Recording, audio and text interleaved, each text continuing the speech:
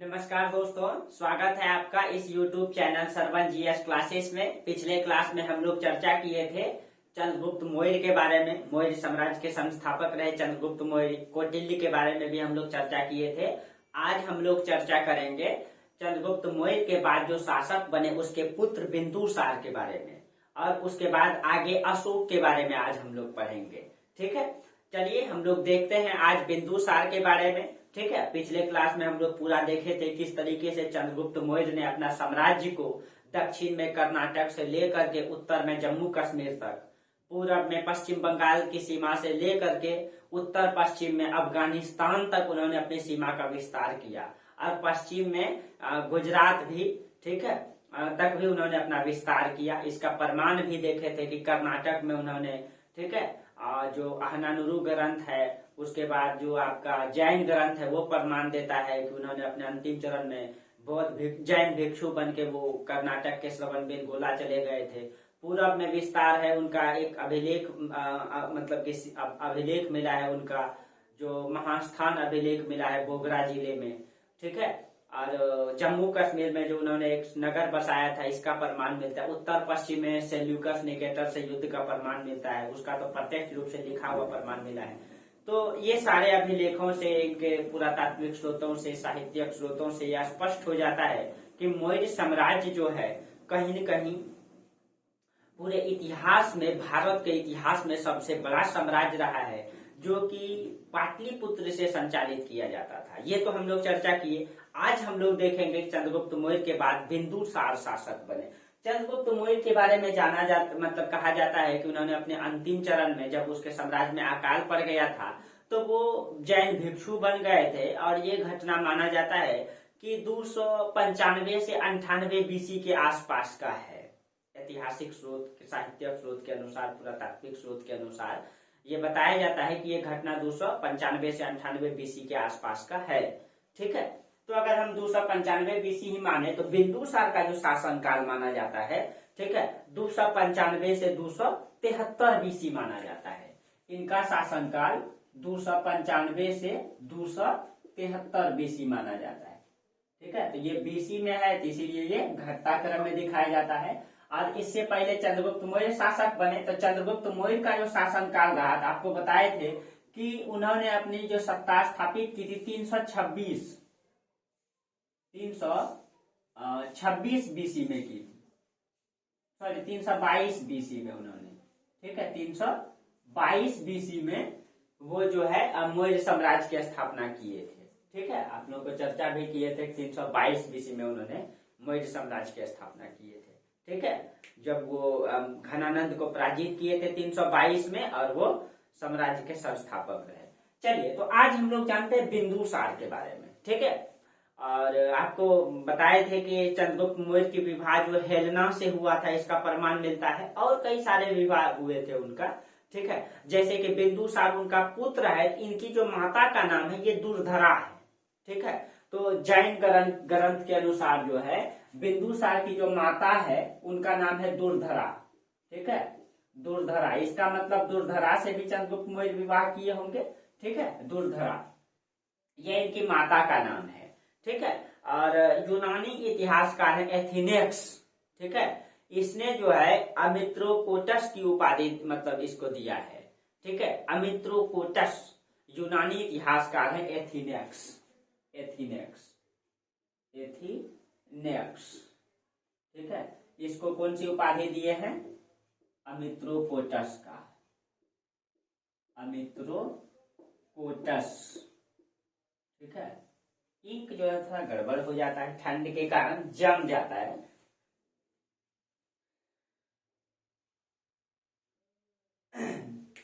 अमित्रोकोटस की उपाधि दी है। ठीक है, चलिए देखिए, थोड़ा सा बिंदुसार के नाम का चर्चा कर दें। बिंदुसार का नाम बिंदुसार क्यों पड़ा? तो कहा जाता है कि आपको चर्चा किए थे कि जो उनके गुरु थे चाणक्य, चंद्रगुप्त मौर्य के गुरु, ठीक है, उन्होंने राजा को बचाने के लिए हर तरीके से सुरक्षा किए थे, जो आपको प्रशासन में बताएंगे। ठीक है, उस समय एक परंपरा चलता था, राजा को विष देकर के मारने की परंपरा था। तो चंद्रगुप्त मौर्य जो है राजा की हर प्रकार से सुरक्षा करते थे। उसपे जो गुप्तचर पे गुप्तचर नियुक्त किए थे, उनके लिए महिलाओं गुप्तचर की नियुक्ति किए थे, महिला अंगरक्षिका रखे थे उनके लिए, ताकि राजा को किसी भी परिस्थिति में बचाया जा सके।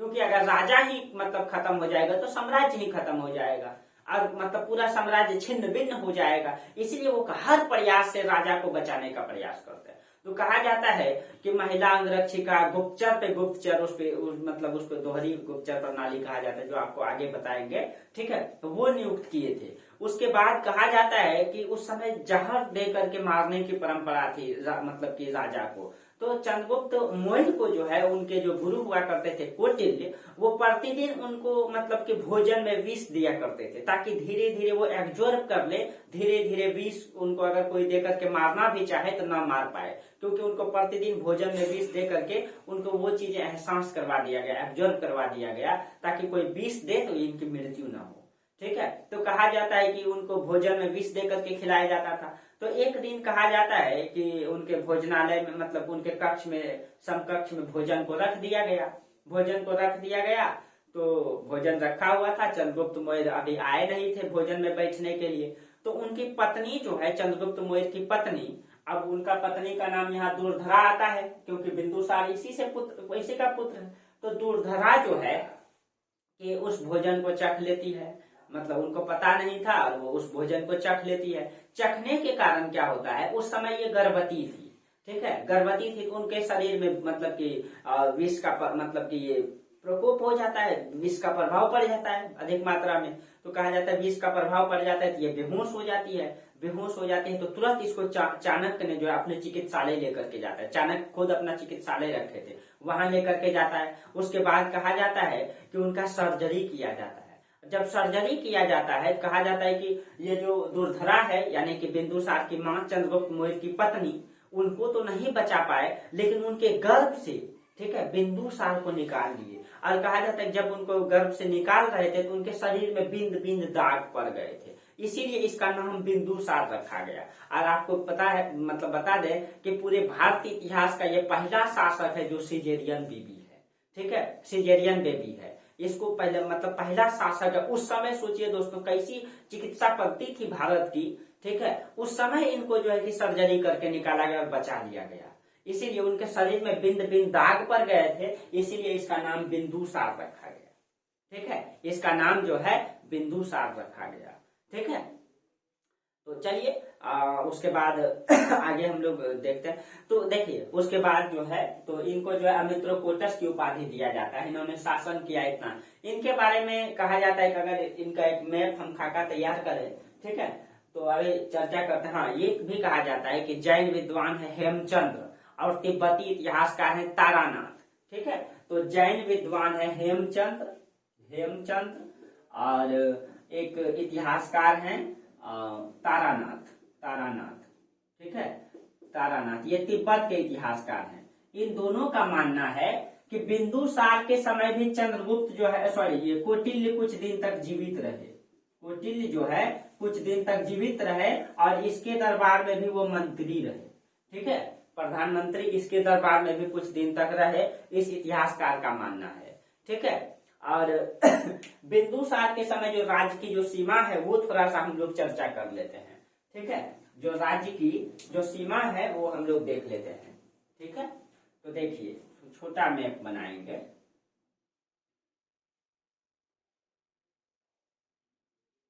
मैप से एकदम कहानी क्लियर हो जाएगा आपका, ठीक है, रटना नहीं पड़ेगा। मैप में यही चीजें हैं कि आप अगर मैप से एक बार पढ़ लेते हैं तो फिर सब चीजें एक ही बार में आपको क्लियर हो जाता है, दिमाग में आ जाता है।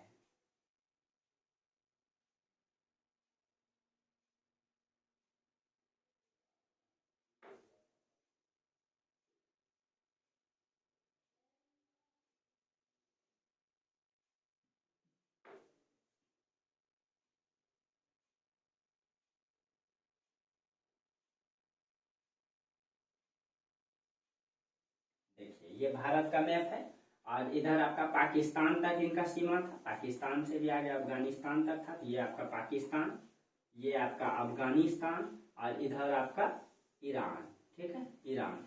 तो देखिए जो चंद्रगुप्त मौर्य ने अपनी सत्ता को जो स्थापित किया था, ठीक है, चंद्रगुप्त मौर्य की जो सीमा थी, तो उनके समय में जो राज्य की सीमा थी, दक्षिण में कर्नाटक तक, पूर्व में ये बंगाल तक, ठीक है, उत्तर में पूरा जम्मू कश्मीर, और उत्तर पश्चिम में ये वाली सीमा है उनका, ये अफगानिस्तान है, ये वाली सीमा, कुछ हिस्सा ईरान का भी आता था।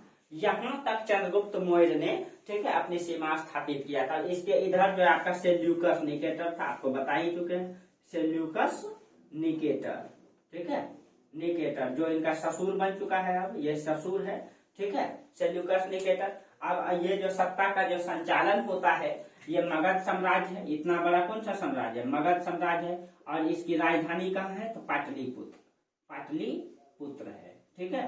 तो कहा जाता है कि पाटलिपुत्र के अभी शासक तो हो जाएंगे बिंदुसार, बिंदुसार, ठीक है।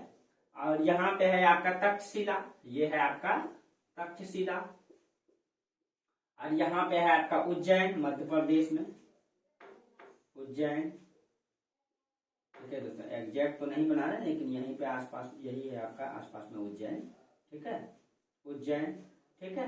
तो कहा जाता है कि बिंदुसार के, जैसे कि उस समय बिंदुसार जब मगध के शासक थे, तो उस समय उज्जैन का गवर्नर नियुक्त किया गया था अशोक, ठीक है, बिंदुसार का पुत्र अशोक को यहाँ का गवर्नर नियुक्त किया गया था, अशोक को, इसका उल्लेख आता है, ठीक है, अशोक को। और उस समय जो तक्षशिला का जो गवर्नर नियुक्त किया गया था, उनका एक पुत्र था सुसीम को, सुसीम, ठीक है, सुसीम। तो बिंदुसार जब मगध के मतलब के राजा थे, ठीक है, तो उस समय उज्जैन का गवर्नर ये थे, यानी कि प्रांत हुआ करता था, मौर्य साम्राज्य में पांच प्रांत थे, उत्तरापद, दक्षिणापद, अभी सब चर्चा करेंगे हम, मध्य प्रांत, सेंट्रल प्रांत, 5 प्रांत थे, अभी सब हम चर्चा करेंगे एक एक करके, पहले आप समझिए, ठीक है। तो उज्जैन के मतलब कि प्रांतपति या फिर गवर्नर अशोक को रखा गया था, सुसीम को जो है तक्षशिला का गवर्नर नियुक्त किया गया था, ठीक है, ये आता है इनके समय में।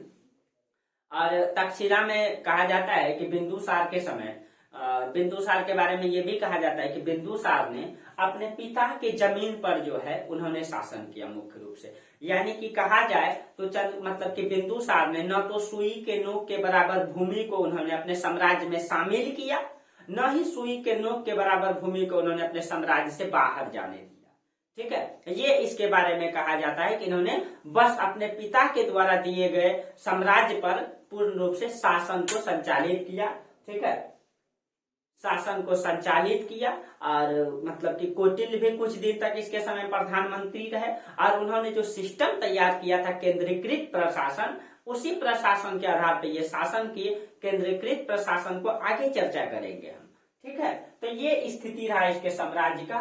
कहा जाता है कि बिंदुसार के समय तक्षशिला में जो है सुसीम के खिलाफ विद्रोह कर दिया था, ठीक है, सुसीम, सुसीम का नाम सुमन भी आता है, कहीं कहीं पे सुसीम का नाम सुमन भी आता है। तो तक्षशिला में विद्रोह कर दिया था। तो कहा जाता है कि सुसीम जो है विद्रोह नहीं दबा पा रहे थे, ठीक है। तो कहा जाता है अशोक जो है उसी समय से वीर थे, बड़ा बेटा ये थे सुसीम, लेकिन अशोक जो है छोटा थे उनसे, लेकिन ये जो है कि उसी समय से वीर। कहते हैं ना कि हर व्यक्ति में हर प्रकार की योग्यता नहीं होती है, किसी खास व्यक्ति में हर चीज की मतलब की योग्यता होती है, मतलब सॉरी किसी खास चीज की योग्यता होती है, ठीक है। तो अशोक में ये कहीं नेतृत्व की क्षमता अधिक थी। तो कहा जाता है कि उज्जैन में जब उज्जैन में ये शासन कर रहे थे, तो सुसीम तक्षशिला के था, तक्षशिला में विद्रोह हो गया था, तो विद्रोह को ये दबा नहीं पा रहे थे, तब जो है बिंदुसार ने अशोक को भेजा तक्षशिला में विद्रोह को दबाने के लिए। जब अशोक आते हैं यहाँ पे, ठीक है, जब ये अशोक यहाँ आए तो कहा जाता है कि विद्रोह को दबाए, ठीक है। इसमें ये नेतृत्व की क्षमता बेहतर थी अशोक में, ठीक है।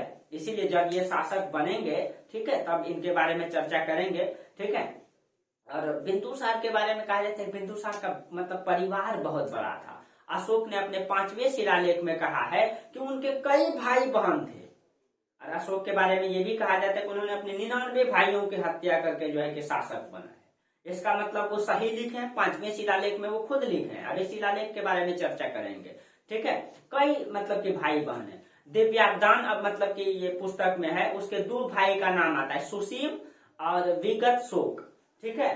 दिव्यावदान मतलब जो पुस्तक है, ठीक है, उसमें 2 भाई का नाम आता है, दिव्यावदान, ठीक है। इसमें 2 भाई, एक तो आपका सुसीम,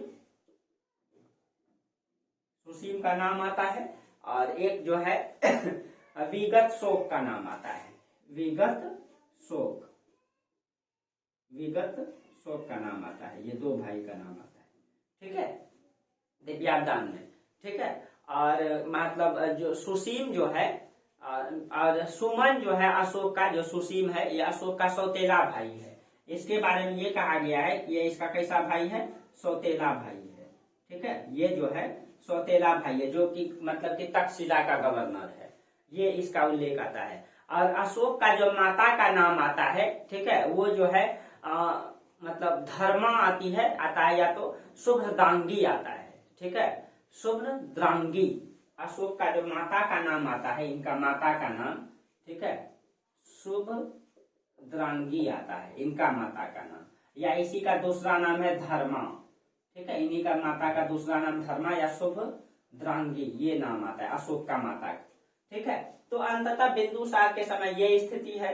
और एक बात याद रखिएगा, कलिंग इसके राज्य में नहीं है, वर्तमान में ये उड़ीसा में पड़ता है कलिंग, ठीक है। कलिंग जो है इसके राज्य में नहीं है, कलिंग अभी स्वतंत्र राज्य हो चुका है, ठीक है, स्वतंत्र राज्य हो चुका है, याद रखिएगा ये चीजें।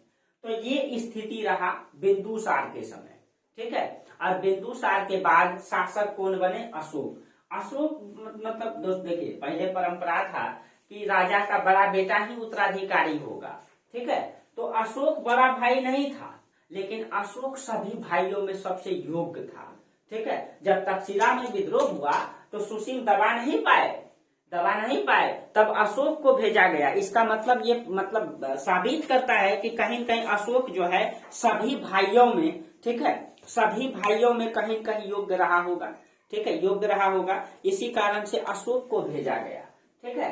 तो जो भी परिस्थिति बने, ठीक है, इसके समय में ये हालत रहा, इतनी बड़ी साम्राज्य रही, कलिंग उसके राज्य में नहीं था, ठीक है। ये बिंदुसार की उपलब्धि, बिंदुसार ने मतलब वही चीजें हैं कि उसने उतना ही जमीन पे शासन किया जितना चंद्रगुप्त मौर्य ने स्थापित किया था। ये स्थिति रहा बिंदुसार का, और बिंदुसार की बहुत ज्यादा बड़ी उपलब्धि नहीं है, ठीक है। उसके बाद शासक कौन बने, अशोक। तो चलिए दोस्तों, आज हम लोग अब चर्चा करेंगे महान सम्राट अशोक के बारे में, कि अशोक को महान सम्राट अशोक क्यों कहा जाता है, आखिर उनकी विचारधारा क्या थी, क्यों उनको महान सम्राट अशोक कहा जाता है, ठीक है। तो अब हम लोग चर्चा करेंगे महान सम्राट अशोक के बारे में। मैप तो रहने देंगे, क्योंकि मैप में तो वही क्षेत्र में शासन करेंगे, ठीक है, जो क्षेत्र चंद्रगुप्त मौर्य ने स्थापित किया, ठीक है। बस ये इनका थोड़ा सा योगदान है दोस्तों, अभी चर्चा करते हैं हम लोग, ठीक है।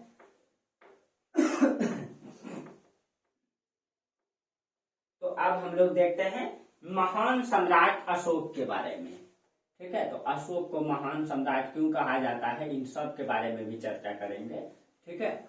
महान सम्राट अशोक,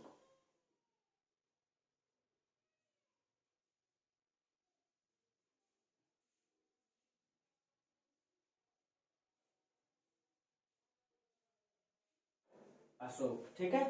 और अशोक का जो शासन काल है, अभी हम लोग चर्चा किए कि बिंदुसार का जो शासन काल रहा, ठीक है, 272 तक रहा, ठीक है। तो देखिए, पहले जो है कि सबसे पहले चंद्रगुप्त मौर्य, ठीक है, चंद्रगुप्त मौर्य, और चंद्रगुप्त मौर्य का शासन काल 322 से माना जाता है, 322 बीसी से 295 या 98 बीसी आता है कहीं कहीं पे, ठीक है। इसके बाद बिंदुसार बने, और बिंदुसार का जो है 295 बीसी से 273 बीसी तक रहे, 73 बीसी तक रहे। और बिंदुसार के बाद अशोक शासक बने। अशोक के बारे में आता है, ठीक है। अब देखिए यहाँ पे तो हम लिखेंगे, मतलब अशोक शासक बनते हैं 269 बीसी में, लेकिन इनकी मृत्यु हो गई है 73 में ही। तो अब ऐसा क्यों हुआ है, तभी चर्चा करेंगे हम, ठीक है। 269 बीसी में ये शासक बने।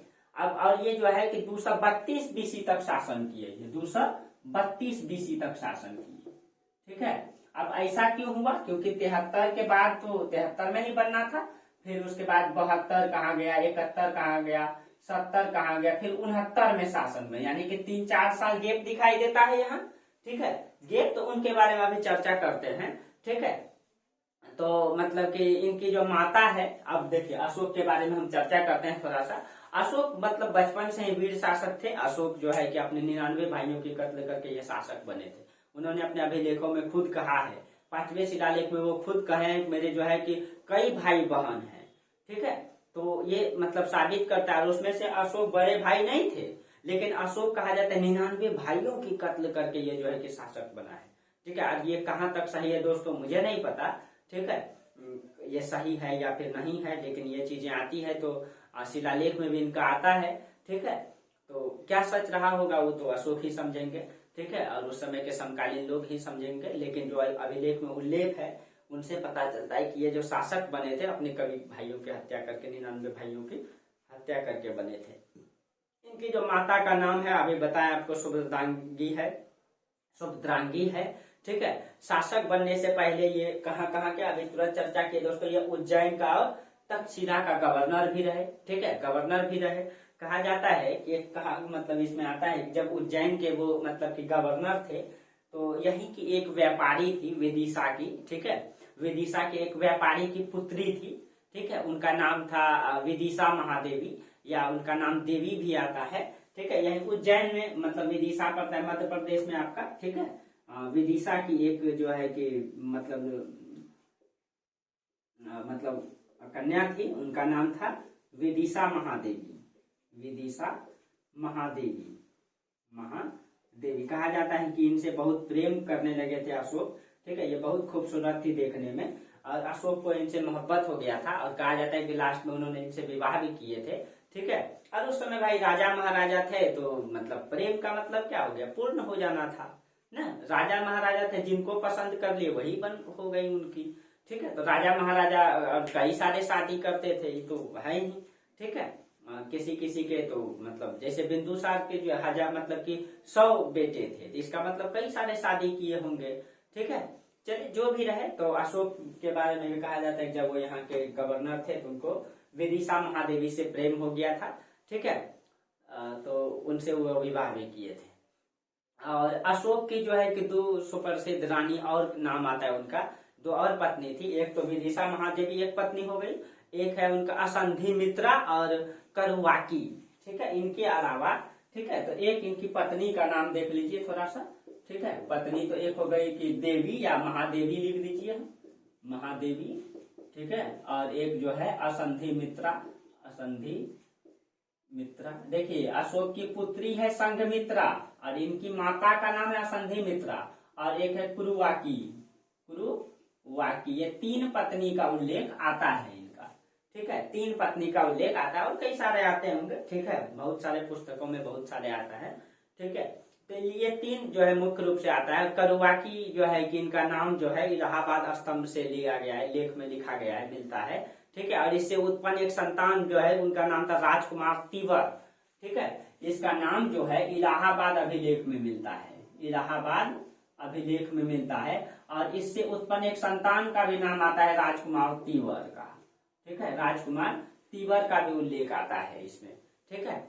अब देखिए अशोक का राज्याभिषेक के बारे में कहा जाता है। इनका अगर राज्याभिषेक के बारे में हम चर्चा करें, ठीक है, राज्याभिषेक के बारे में तो कहा जाता है कि अशोक का जो राज्याभिषेक हुआ था बिंदुसार की मृत्यु हुई 273-72 में, ठीक है। बिंदुसार की मृत्यु कब हुई, 273 से 72 के आसपास में हुई, लेकिन अशोक का जो मतलब राज्याभिषेक हुआ 269 बीसी में हुआ, 269 बीसी में, यानी इसके बीच में लगभग 3 से 4 साल का गैप दिखाई दे रहा है।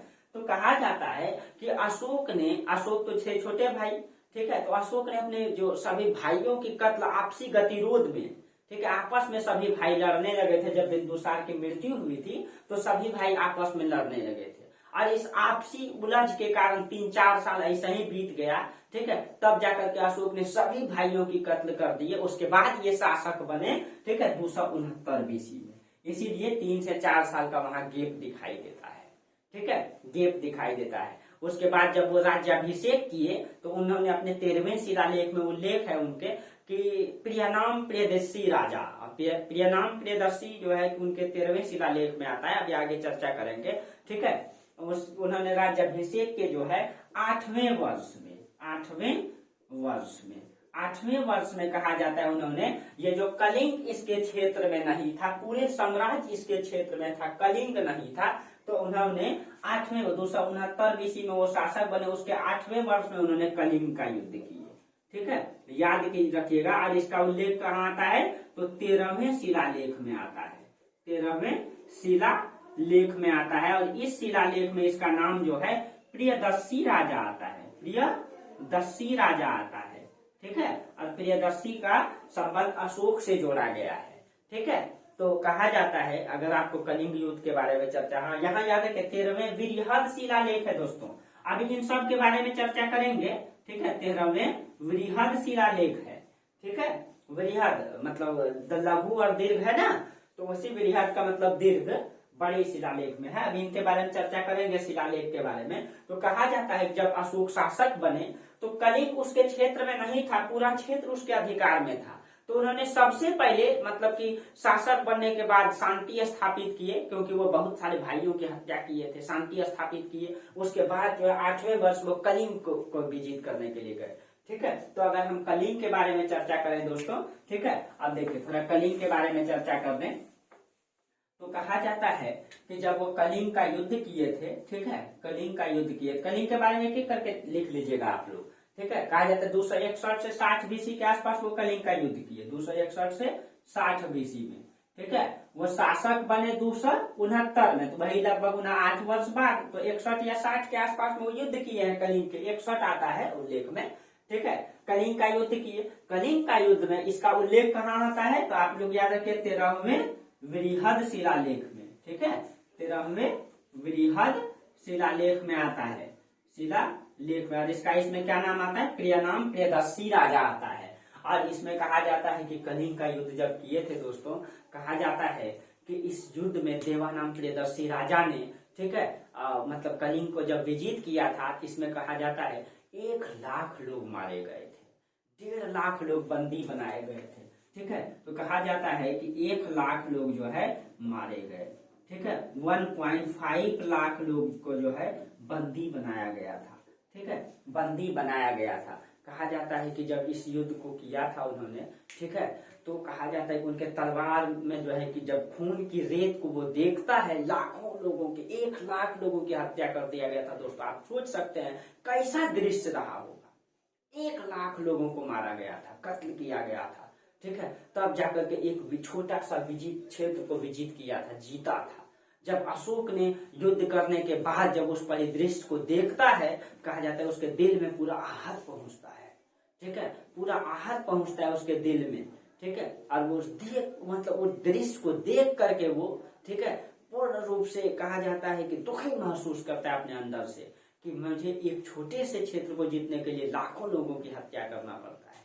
ठीक है, उसके बाद कहा जाता है कि जब उस मतलब कि उस क्षेत्रों को वो जीते, ठीक है, 1 लाख लोगों को बंदी बनाया, 1 लाख लोग मारे गए, 1.5 लाख जब बंदी बनाए गए थे, तो उस परिदृश्य को देख के उसके दिल में बेहद आहत पहुंचता है। वो कहता है कि जितने भी उनके बाद वहां की जनता पे वो महरम पट्टी लगाने का काम करता है दोस्तों, उन सभी जनता को अपना संतान मानता है, उन सब को मुआवजा भरता है। उसके बाद कहता है कि यहाँ की सारी जनता मेरा संतान है।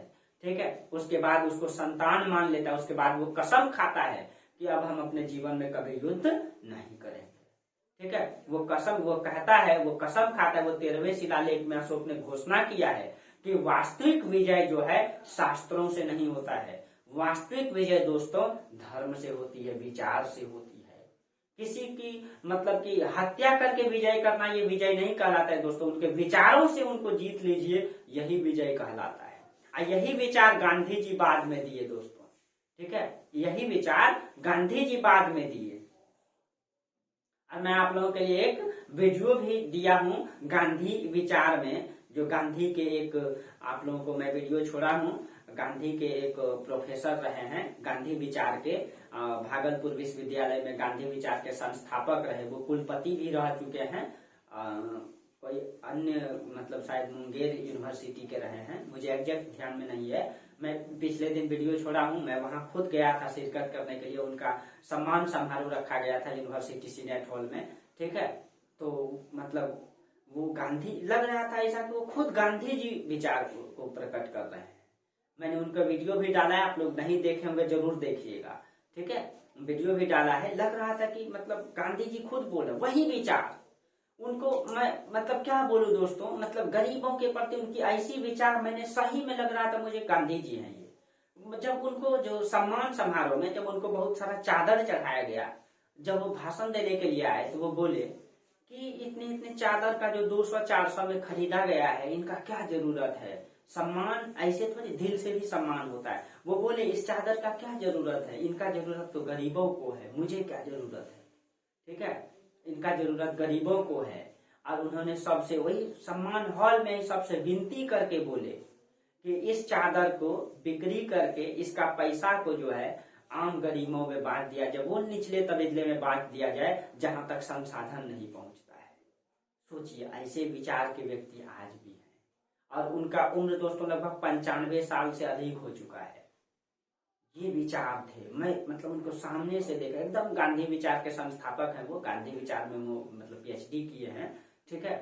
और वो VC रह चुके हैं, वो लोकसभा के सदस्य रह चुके हैं। मैंने वीडियो में वहां थोड़ा गलती बोल दिया है, लोकसभा अध्यक्ष बोल दिया है सदस्य के जगह, तो मैं इसके लिए क्षमा प्रार्थी हूँ, मतलब बोलने में मिस्टेक हो गई है। वो कई 20 पुस्तकें लिख चुके हैं हिंदी अंग्रेजी में, ठीक है, मतलब कई सारे साहित्य में भी लिख चुके हैं। तो मतलब इतने सारे उपलब्धि उनका, तो ये विचारधारा होता है दोस्तों, ठीक है। जब आप उस विचारधारा को वास्तविक रूप में जब आप देख लेते हैं तो लगता है कि नहीं, ये विचारधारा की जो विजय होती है कहीं न कहीं वास्तविक विजय होती है। तो ये मतलब अशोक को भी ये बातें समझ में आ गया था कि वास्तविक विजय शास्त्रों से अस्त्रों से नहीं होता है दोस्तों, वास्तविक विजय तो धर्मों से होता है, वास्तविक विजय तो विचारों से होता है। धर्म का मतलब ये नहीं सोचिएगा दोस्तों, धर्म का मतलब होता है, कहते हैं ना धर्म इति धार्ता, जो धारण करने योग्य है वही धर्म है। तो धारण करने योग्य जो है वही धर्म है। धर्म का मतलब मैं ये सारे धर्म को नहीं बता रहा हूँ दोस्तों कि सिख ईसाई ये सब मैं नहीं बता रहा हूँ, ठीक है, पारसी जैन ये सब मैं नहीं कर रहा हूँ। धर्म का मतलब है कि कुछ अलग चीजें, उनका उद्देश्य को समझना होगा, ठीक है। तो कहा जाता है कि वो तो वो वास्तविक विजय धर्म को मानता है। उसके बाद वो कहा जाता है कि वो 8वें वर्ष जब कलिंग का युद्ध करता है, तो कलिंग के युद्ध के बाद जो है उनका मतलब हृदय जब पिघल जाता है तो वो मानता है कि वास्तविक विजय धर्म विजय है। वो कसम खाता है कि मैं कभी विजय अब जो है युद्ध नहीं करूंगा, इसीलिए वो कलिंग को जीत लेता है। उसके बाद अपने जीवन में कभी युद्ध नहीं करता है, ठीक है। और दक्षिण में 3 राज्य थे दोस्तों इस समय की, दक्षिण में चेर चोल और पांड्य राज्य है यहाँ पे, लेकिन इसको नहीं जीतता है। उसके उल्लेख भी करता है अपने पड़ोसी राज्यों का, मैं आगे चर्चा भी करूंगा, लेकिन उसको जीतता नहीं है क्योंकि वो अब कसम खा लिए थे कि मैं किसी भी राज्य का विजय शस्त्रों से नहीं करूंगा, वो धार्मिक विजय अब करना चाहेंगे, ठीक है। उसके बाद कहा जाता है कि अशोक बौद्ध धर्म को अपना लिए। उस समय बौद्ध धर्म प्रचलन में था, और उसके बाद वो क्या किए, वो जो है बौद्ध धर्म अपना लिए। तो राज्याभिषेक के 9वें वर्ष वो बौद्ध धर्म को अपनाए। 8वें वर्ष याद रखिएगा दोस्तों, 8वें वर्ष कलिंग का युद्ध किया, 9वें वर्ष बौद्ध धर्म को अपना लिए, ठीक है, पूछा जाता है इसीलिए। और कहा जाता है कि अशोक को जो दीक्षित किए थे वो निग्रोध नामक बालक था, बालक भिक्षु था, ठीक है, निग्रोध, ठीक है। जो अशोक को बौद्ध धर्म में दीक्षित किए थे उसका नाम क्या था, निग्रोध, ठीक है। और कहा जाता है कि ये निग्रोध बालक था, बौद्ध भिक्षु था लेकिन बालक था ये, मात्र इनकी उम्र जो है 7 वर्ष था। यही जो है मतलब कि अशोक को जो है बौद्ध धर्म में दीक्षित किए थे। हालांकि बाद में अशोक जो है मोगली पुतिस्य को गुरु बनाए, मोगली पुतिस्य को ये गुरु बनाए, ठीक है, मोगली पुतिस्य को ये गुरु बनाए, ठीक है। और मतलब कि अध्यक्ष मतलब ये बाद में अध्यक्ष भी रहेंगे जब गौतम अशोक जब तृतीय बौद्ध संगीति कराएंगे तो, ठीक है। तो यहाँ चर्चा कर ही देते हैं कि अशोक ने जो है कि तृतीय बौद्ध संगीति कराया था। आपको चर्चा किए थे कि प्रथम बौद्ध संगीति अजात शत्रु के समय हुआ, द्वितीय बौद्ध संगीति कालाशोक के समय न, क्योंकि अजात शत्रु के समय गौतम बुद्ध की मृत्यु हुई तो तुरंत एक बैठक बुलाया गया, वही संगीति मतलब सभा बुलाएगी तुरंत कि अब कैसे बौद्ध धर्म का संचालन होगा। तो फिर जो है तो पहला बौद्ध संगीति अजात शत्रु, उसके बाद बौद्ध धर्म में कई सारी बुराइयां फैल गई, बौद्ध धर्म विभाजित होने लगे थे। इसी कारण से फिर कालाशोक के समय जो है कि मात्र 100 साल बाद तो पहला 483 या दूसरा 383 में। उसके बाद अशोक जब शासक बने तो अशोक का राज्यारोहण कब हुआ? 269 में। और अशोक बौद्ध धर्म को कब अपनाए? तो इसके 9वें वर्ष यानी कि 200 लगभग 60 हो चुके होंगे, 60 में लगभग बौद्ध धर्म अपनाए। और 250 बीसी में या 251 बीसी में, ठीक है, इन्होंने तृतीय बौद्ध संहिता करवाई, क्योंकि इस समय बौद्ध धर्म कई सारे भागों में विभक्त होने लगा था, ठीक है, बौद्ध धर्म में कर्मकांड फैलने लगा था, उसको रोकने के लिए ये तृतीय बौद्ध संहिता कराए। कौन? तो अशोक। तो तृतीय बौद्ध संहिता को थोड़ा सा हम लोग चर्चा कर लेते हैं अशोक का, ठीक है।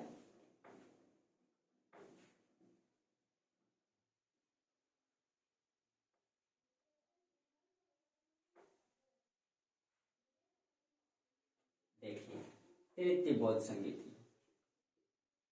तृतीय बौद्ध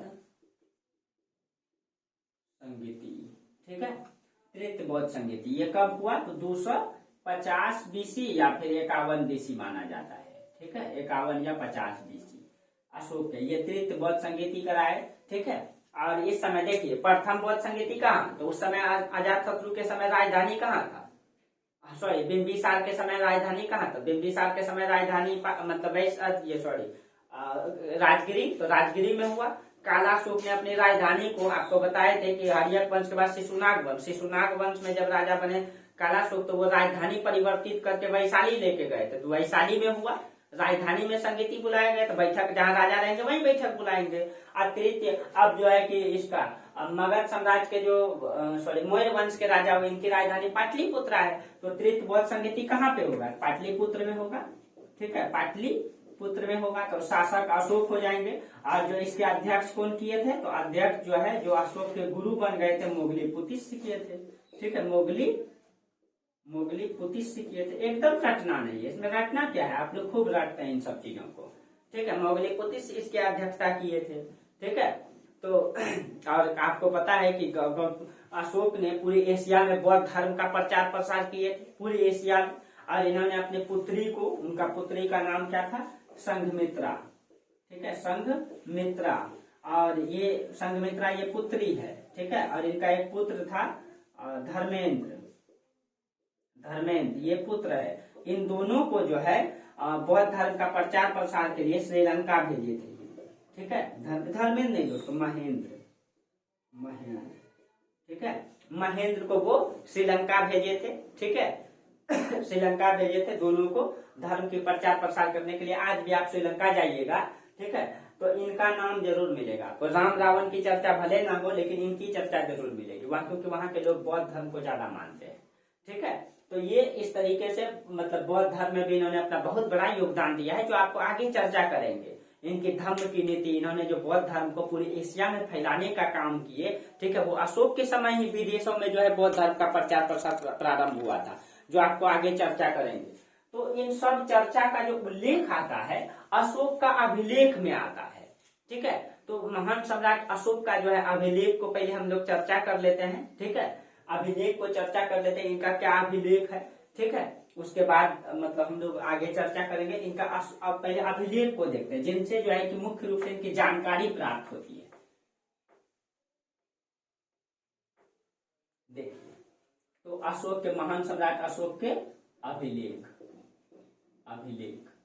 ठीक है। तो इनका अभिलेख से क्या क्या जानकारी मिलती है? तो सबसे पहले इनका साम्राज्य विस्तार का जानकारी मिलता है, साम्राज्य विस्तार का जानकारी मिलता है ना। इसका जो है धार्मिक नीति का पता चलता है, धार्मिक नीति, इससे जो है इसका धार्मिक नीति का पता चलता है इसका अभिलेखों से। इसका अभिलेख से जो है इसका राजनीतिक व्यवस्था का पता चलता है, प्रशासन का पता चलता है, उसको प्रशासन कह सकते हैं, प्रशासन का पता चलता है, ठीक है। धार्मिक नीति में इसका धम्म की नीति आता है, धम्म की नीति का पता चलता है, धम्म की नीति ये क्या है अभी सब चर्चा करेंगे हम लोग, ठीक है। धर्म की नीति, इसकी सांस्कृतिक और सामाजिक नीति, ठीक है, सांस्कृतिक नीति की पता चलता है, फिर सब अभिलेखों से ये सारी जानकारी होती है, ठीक है। राज्य का विस्तार का भी पता, यानी साम्राज्य का विस्तार का भी पता चलता है, सांस्कृतिक राजनीतिक नीति, विदेशी नीति क्या है ये भी पता चलता है, लिपि का विकास भी पता चलता है इससे, ठीक है। इनका विदेशी नीति क्या है ये भी पता चलता है, ठीक है। इनका लिपि का विकास का पता चलता है कि लिपि का क्या विकास हुआ था, लिपि का विकास, ठीक है, ये सारी जानकारी मिलती है अशोक के अभिलेख से। ठीक है, लिपि का विकास, आर्थिक विकास और व्यवस्था का भी पता चलता है। इन सारे विकास के बारे में, इन सब चीजें, यानी कि अशोक यानी मौर्य साम्राज्य की अधिकतर जानकारियां, लगभग जानकारी उसके अभिलेखों से मिलती है। प्लस में मेगास्थनीज की जो पुस्तक है इंडिका, प्लस में कौटिल्य का अर्थशास्त्र, ये इन सब का बहुत बड़ा योगदान है मौर्य साम्राज्य की जानकारी में। ठीक है, और एक अभिलेख है आपका जूनागढ़ अभिलेख, जिसको रुद्रदामन का माना जाता है। हालांकि उसमें 4 राजाओं का उल्लेख है, सबसे पहले चंद्रगुप्त मौर्य, उसके बाद अशोक, उसके बाद रुद्रदामन और स्कंदगुप्त, 4 राजाओं का उल्लेख आता है। ठीक है, तो इन सब अभिलेखों से पहले जो अशोक के अभिलेख है, ठीक है, इसमें इनकी क्या क्या जानकारी मिलती है, क्या है इनका अभिलेख, पहले इन सब के बारे में चर्चा करते हैं। देखिए, यानी कि अशोक का अभिलेख से उनकी पूरी जानकारी प्राप्त होती है। अशोक का जो अशोक नाम आता है, ठीक है, सबसे पहले मास्की लघु शिलालेख में आता है। तो अशोक का नाम अशोक कहाँ आता है, ये सब, ठीक है, ये ऑब्जेक्टिव में पूछेगा आपसे। ठीक है, अशोक का नाम अशोक कहाँ आता है, सबसे पहले तो मास्की लघु शिलालेख में, मास्की लघु शिलालेख में, शिलालेख में जो है उनका नाम आता है, ये आता है अशोक। अशोक का नाम अशोक मास्की शिलालेख में आता है। उसके बाद गुर्जरा, नेतुर, उदगेलम, ये 4 अभिलेख हैं जिसमें अशोक का नाम अशोक आता है। तो मास्की के बाद जो है गुर्जरा, गुर्जरा में, ठीक है, उसके बाद उदगेलम, ठीक है, उदयगोलम आता है, नेतुर, नेतुर, उदयगोलम, ये सारे अभिलेख में अशोक का नाम अशोक आता है। ठीक है, मास्की शिलालेख में अशोक का नाम बुद्ध शाक भी दिया गया है। ठीक है, जो मास्की शिलालेख है इसमें अशोक का नाम जो है बुद्ध शाक, बुद्ध शाक। ये आपको पता है कि शाक्य मुनि मतलब कि बुद्ध को कहा गया है, तो इनका गौतम मतलब इसमें जो अशोक का नाम है बुद्ध शाक आता है। ठीक है, क्योंकि ये बौद्ध धर्म से अधिक प्रभावित थे। विष्णु पुराण में अशोक का नाम अशोक वर्धन आया, ये सब आप लोग नोट कर लेंगे, ऑब्जेक्टिव में पूछेगा। ठीक है, विष्णु पुराण में, ठीक है, अशोक का नाम अशोक वर्धन आया है, अशोक वर्धन, अशोक वर्धन आया विष्णु पुराण में। ठीक है, भाब्रू और बैराज शिलालेख में इनको मगधाधिराज कहा गया है। तो इधर लिख देते हैं भाब्रू और बैराट, भाब्रू और बैराट, ये बैराट शिलालेख है, इसमें इसका नाम जो है मगधाधिराज, मगधा यानी मगध का राजा है ये। ठीक है, मगधाधिराज,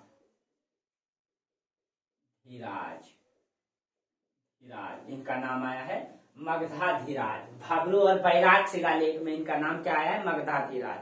ठीक है, पनगुड़िया अभिलेख में इनका नाम महाराज कुमार आया है। ठीक है, पनगुड़िया अभिलेख में इनका नाम, पनगुड़िया अभिलेख, पनगुड़िया अभिलेख में इनका नाम क्या आया है,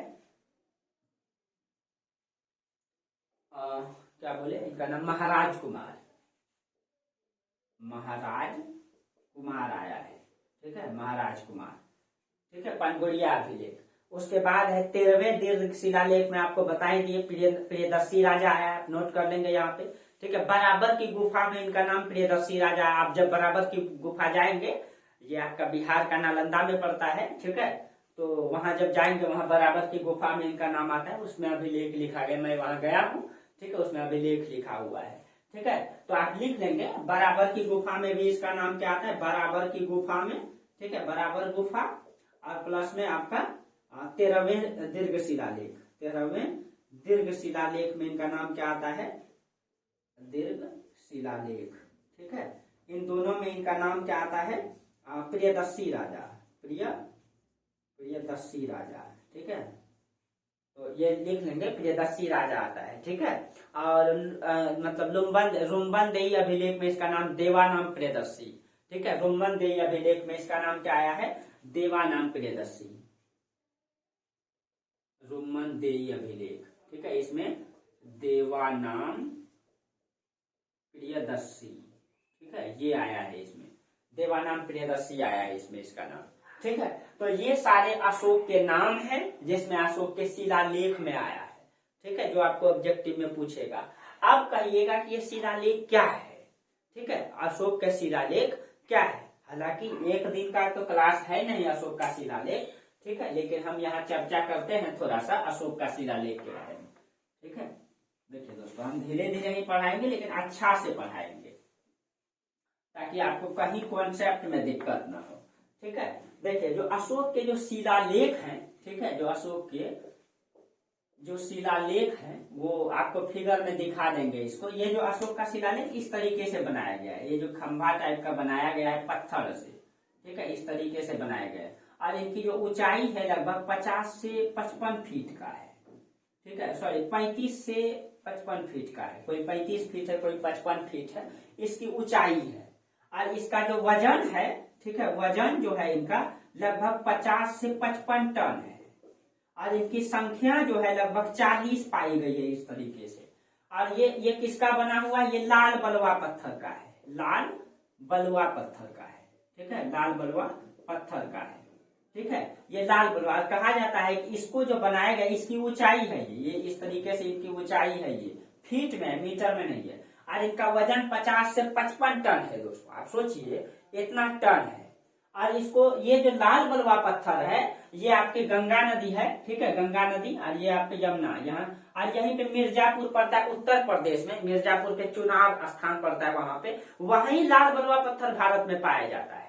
अब माना गया है कि ये लाल बलुआ पत्थर से जो निर्मित है इसको मिर्जापुर में बनाया गया है, लेकिन इनको जो लगाया गया है आप देखेंगे अफगानिस्तान में, मनसेहरा और शहबाजगढ़ी दो है पाकिस्तान में, एक अफगानिस्तान में, ठीक है, इधर मतलब बांग्लादेश में, ठीक है, दक्षिण में, यानी कि इसका जो विस्तार दिखाई देता है देश के हर एक भागों में दिखाई देता है। और ये 50 से 55 टन वजनी है। आप सोचिए उस समय इसको लेकर के गया कैसे होगा, इसका मतलब परिवहन व्यवस्था अच्छा रहा होगा। हाथी में जो है रथ, हाथी से खींच के लेके गया होगा रथ में बांध करके, इसका मतलब हाथी में इतनी वजनी 50 से 55 टन वजनी जो अभिलेख को लेके गया होगा, इसका मतलब दर्शाता है कि मौर्य साम्राज्य की समृद्धि बहुत रही होगी, मौर्य साम्राज्य की समृद्धि बहुत रही होगी। और जो है कि सड़क का परिवहन व्यवस्था बेहतर रहा होगा ना, तभी तो इसको एक स्थान में बना करके कई स्थान में स्थापित किया गया है। आप जाएंगे इसका अवशेष रखा हुआ है, सारनाथ में भी है, हर जगह पे रखा हुआ है। इसका खंभा जो गड़ा हुआ है दिल्ली में भी है, ठीक है, और मतलब कि इस तरीके से दिल्ली चोपड़ा, दिल्ली मेरठ को जो रखा गया है, ठीक है, तो इलाहाबाद का भी है, आप जाएंगे देखने मिलेगा आपको, ठीक है, उस तरीके से बना हुआ है। उसी में क्या किए थे ये, इसी में वो ये मतलब पत्थर का जो स्तंभ बना करके इसी को क्या कहा है, स्तंभ लेख, इसी को क्या कहा जाता है, स्तंभ लेख, स्तंभ लेख। यानी स्तंभ मतलब क्या होता है, खंभा, वो खंभा को बना दिए थे और उसको जो है एक जगह पर गड़वा करके और इसी में उन्होंने बातों को लिखवाया है, ठीक है, बातों को लिखवाया है कि मेरे राज्य का प्रशासन क्या रहेगा, नीति नियम को बताए, जो आगे हम चर्चा करेंगे, ठीक है, आगे चर्चा करेंगे। तो आप समझ सकते हैं इस तरीके से वो अभिलेख को बनवा करके, जैसे आज पोस्टर बैनर टांगते, उस समय पोस्टर बैनर तो था नहीं, तो वो पत्थरे में लिखवा दिए, पत्थर को मतलब खड़ा कर दिया, उसी में खोद के लिखवा दिए, उकेड़ करके, ठीक है, उसमें जो है खोद के लिखवा दिए और उसको गाड़ दिए प्रशासन को। सोचिए आप, ठीक है, ये नीति लागू किए थे, वो बड़ा बड़ा दिखाए थे, आपको फिगर में दिखाएंगे भी, ठीक है। और इस तरीके से अब देखिए, और कहा जाता है कि ये जो है कि पूरे क्षेत्रों में लगाया गया था, ठीक है। सबसे पहले जो अशोक के शिलालेख थे, ठीक है, उनको 1750 में तीपे थेलार ने, ठीक है, खोजा था, ठीक है। जो सबसे पहले इसको खोजा किसने, तो 1750 में इसको खोजा तीपे थलार ने, ठीक है। और जो इसको जो खोजा गया था वो कौन सा, ये मेरठ स्तंभ लेख था, ठीक है, दिल्ली मेरठ स्तंभ लेख को इन्होंने सबसे पहली बार खोजा था, दिल्ली मेरठ स्तंभ लेख को इन्होंने खोजा था, ठीक है। सबसे पहली बार तीपे थलार ने 1750 में दिल्ली मेरठ को खोजा, ठीक है। लेकिन जेम्स प्रिंसेस ने 1837 ईस्वी में दिल्ली टोपरा को जो है सबसे पहले पढ़ा था, ठीक है। तो सबसे पहले पढ़ा किसने, तो मतलब जेम्स प्रिंसेस ने जो है 1837 ईस्वी में सबसे पहले पढ़ा था। कौन सा पढ़ा था, तो दिल्ली टोपरा को पढ़ा था, दिल्ली टोपरा, ठीक है, ये याद रखिएगा। दिल्ली टोपरा को सबसे पहले पढ़ा किसने, जेम्स प्रिंसेस ने 1837 ईस्वी में। पढ़ने का प्रयास सबसे पहले जो है कि वो फिरोज शाह तुगलक भी किए थे, ठीक है, फिरोज शाह तुगलक भी किए थे। ठीक है, तो ये था इनका अभिलेख, इनको खोजा गया था। ठीक है, अब इनके अभिलेख के बारे में, इनका जो अभिलेख है इनको हम 3 प्रकार से देख सकते हैं। ठीक है, इनका जो अभिलेख है, एक तो हो जाएगा आपका स्तंभ लेख, स्तंभ लेख। ठीक है, एक हो जाएगा इनका गुहा लेख, गुहा लेख। ठीक है, गुहा लेख, और एक हो जाएगा इनका शिला लेख, शिला लेख। ठीक है, और स्तंभ लेख 2 प्रकार का हो जाएगा, एक हो जाएगा दीर्घ, दीर्घ मतलब बड़ा, और एक हो जाएगा आपका लघु। ठीक है, और शिला लेख भी 2 प्रकार का हो जाएगा, ये भी अब हो जाएगा आपका दीर्घ और एक हो जाएगा आपका लघु। और गुहा लेख का मतलब जो गुफाओं में लिखाया गया है अभिलेख। ठीक है, अब देखिए, अब दीर्घ शिलालेख क्या है, लघु शिलालेख, स्तंभ लेख क्या है, दीर्घ शिलालेख क्या है, लघु शिलालेख क्या है, गुहा लेख क्या है, उसमें कैसे लिखा गया है, क्या है, इन सब के बारे में लंबा चर्चा है दोस्तों, जो हम लोग अगले क्लास में चर्चा करेंगे। ठीक है, क्योंकि वो लंबा वीडियो चलेगा आपका, लंबा क्लास चलेगा वो। ठीक है, एक क्लास आपको सिर्फ और सिर्फ शिलालेख में देंगे, पूरा चर्चा करेंगे किस तरीके से उसका शिलालेख निर्मित किया गया है, किस तरीके से अशोक, ठीक है, अब उनकी विचारधारा को बताएंगे, तब आपको अंदाजा लगेगा क्यों अशोक को महान सम्राट अशोक कहा जाता है।